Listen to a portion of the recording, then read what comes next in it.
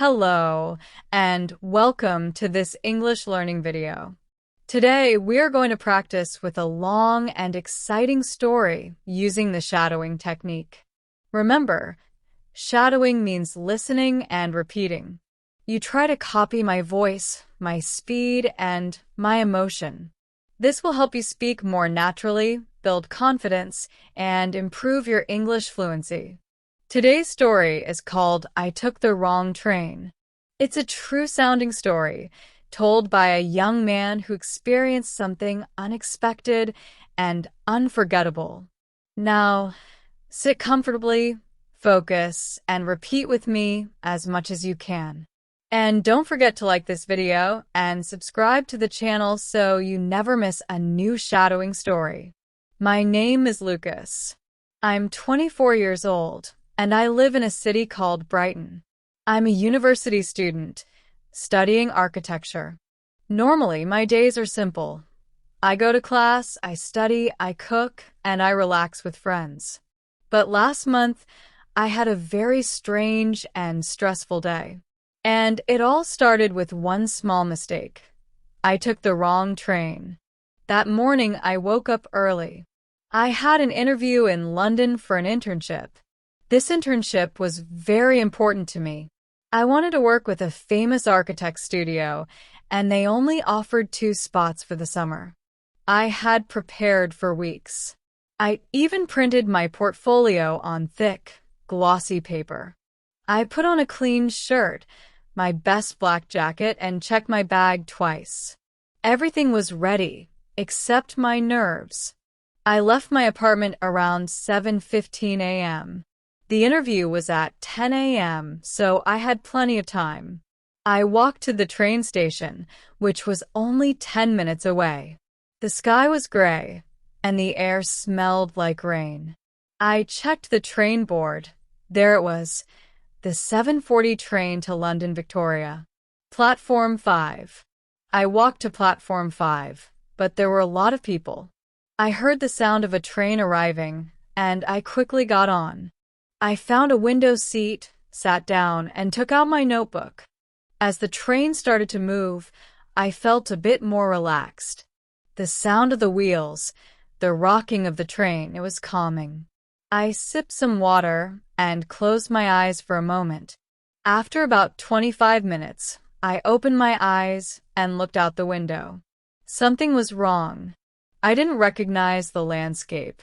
There were no big towns, no highways, just hills and small houses. I looked at the screen above the seats.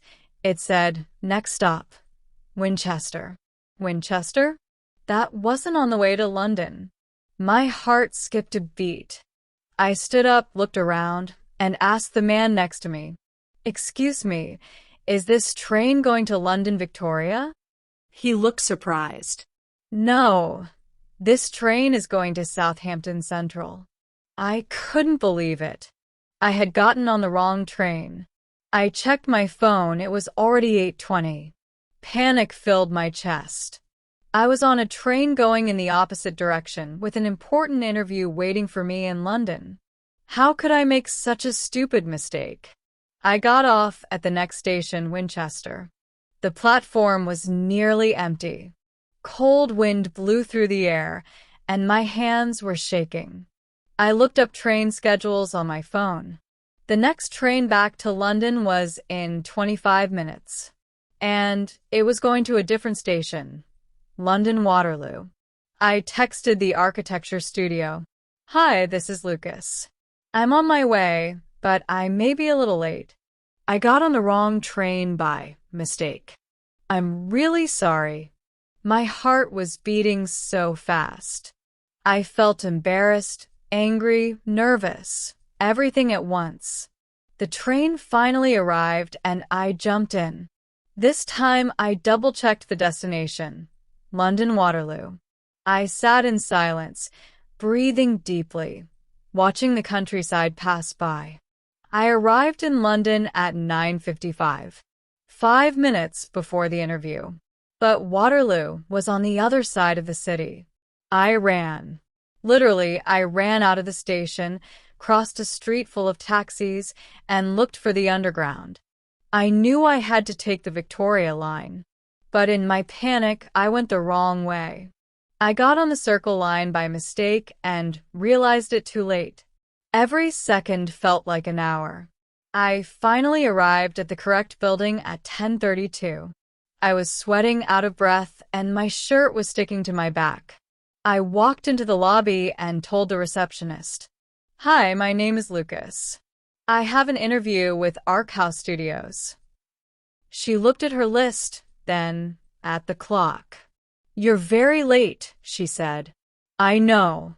I'm so sorry. I got on the wrong train this morning. I emailed the team." She made a call. After a minute, she said, "Please take the elevator to the 5th floor." When I entered the office, there were two people waiting, a woman in a red blazer and a man with glasses. They looked at me calmly but seriously. I apologized again and explained everything. Then I sat down and started my interview, trying to stay confident, trying to sound calm. The interview lasted 40 minutes.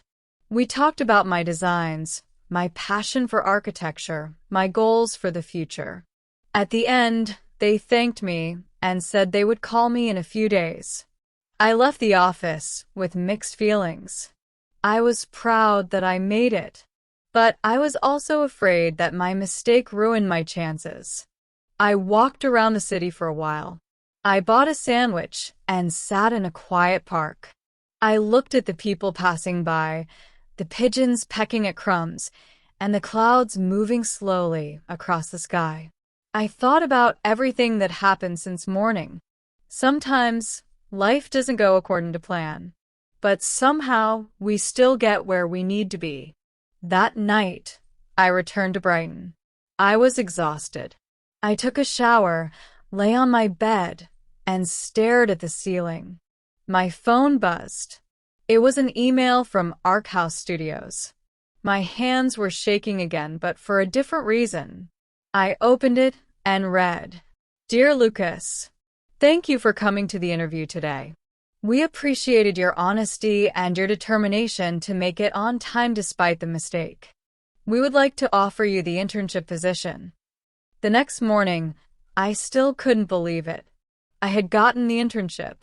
Despite all the stress, the mistake, the panic, I made it. I smiled as I stared at the email again, reading it line by line. This was the opportunity one had dreamed about. I called my mom right away. She was so happy. I could hear the pride in her voice. She said, "Lucas, you didn't give up. That's what matters. This is just the beginning." And she was right. It was just the beginning. My first day at Arc House Studios was the following Monday. I woke up 2 hours early. I ironed my shirt twice. I packed my bag with 2 pens, my sketchbook, a small notebook, and a snack just in case. I took the correct train this time, double-checked, of course. The building looked different now. Last time I was sweating and out of breath. This time I was calm, confident, and ready. I stepped into the elevator with a deep breath and went up to the 5th floor. When the doors opened, I saw a tall man waiting. He was wearing a dark blue suit and round glasses. He smiled and said, "You must be Lucas." "Yes, sir," I replied. "Welcome. I'm Edward, one of the senior architects. I'll be mentoring you during your internship." He showed me around. The office was full of creativity. Desks with models of tiny buildings, posters of skyscrapers and bridges, drawings, laptops, rulers, and coffee mugs. People were talking, sketching, and laughing. The energy was warm and focused. He introduced me to a few team members. Then he said, "Today you'll start with something simple. I want you to observe. Watch how we work. Take notes. Ask questions." And that's what I did. I spent the whole day watching the designers, how they discussed projects, how they used software to create 3D models, how they gave each other feedback. By lunch, I had already filled 6 pages in my notebook. And I had also made a new friend, Amira, another intern from Manchester. She was smart, funny, and passionate about eco-friendly architecture. We ate lunch on the rooftop, sharing stories about our universities, our dreams, and our weirdest design projects. The rest of the week passed quickly. I helped with small tasks, organizing files, reviewing sketches, editing presentations. But by the second week, Edward gave me a challenge. He said, "Lucas, I want you to design something." I blinked, surprised. Me? What kind of design? He smiled. A garden pavilion. Small, functional, modern. I want to see how you think. I was nervous, but also excited. Every evening, I went home and worked on the design. I looked at Japanese garden structures, minimalist lines, natural materials. I drew, erased, drew again. I lost track of time. I felt alive. When I presented it on Friday, my hands were shaking again. But this time, not from fear, just from adrenaline. I showed the sketches, explained the materials, the idea behind the open roof, the airflow, the light play. When I finished, Edward nodded and said, "That's a good concept. Elegant and smart. Let's keep developing it." On the third week, something unexpected happened. I was asked to go with two architects to visit a project site. It was a school renovation in the south of the city. They needed someone to help take measurements and photos. I felt proud to be included. We took a taxi, arrived at the site, and walked through the empty halls of the school. The place smelled like dust and chalk. Walls had old paint, the floors creaked a little, but the space had potential. As I walked into one classroom, I noticed a broken window. Sunlight passed through it in strange patterns, hitting the floor like a golden web. I took a photo.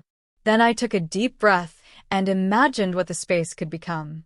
I didn't say much during the site visit, but when we returned to the office, I stayed late. I created a few concept sketches, just for myself. Ideas for how the windows could bring in more light, how to open the space for more interaction between students and teachers. The next morning, Edward saw my sketches on my desk. He picked them up, looked at them, and said, "You did these?" "Yes," I replied nervously. He didn't say anything for a moment. Then he said, "These are good. I'll show them to the team." That afternoon, the sketches were on the meeting table. Everyone was discussing them. And that's how it happened. My small ideas became part of the actual renovation plan. The internship lasted 2 months. And every week I grew a little more, not just as a designer, but as a person. I learned how to deal with pressure, how to ask for help, how to take feedback, and most of all, how to believe in myself. I even made new friends. Amira became like a sister. Edward became a mentor. The receptionist, the same woman who had told me I was late on my first day, she always smiled at me after that. On my last day, they gave me a small farewell lunch. There was pizza, jokes, and a card signed by everyone. Edward stood up and said, "Lucas taught us something important. When life takes you on the wrong train, you can still get to the right place if you keep going." As I sat in the train that evening, yes, the right one, I looked out the window. The sun was setting, and the sky turned orange and pink. I smiled to myself. Taking the wrong train that day. Missing my stop. Running through London. Almost giving up. All of it brought me here. Not just to the internship, but to something bigger. To growth, to confidence, to courage. And now, it's your turn. Watch this video again. Pause after each paragraph and repeat what I say. Use the shadowing technique. Copy my voice, copy my rhythm, and feel the emotion. This is how you grow your English. Not just by listening, but by speaking, feeling, and thinking in English. If this story inspired you, give it a like. And if you want more stories like this, don't forget to subscribe to the channel. New shadowing stories are coming very soon. Thank you for learning English with me. And remember, sometimes the wrong train takes you to the right destination. See you in the next video.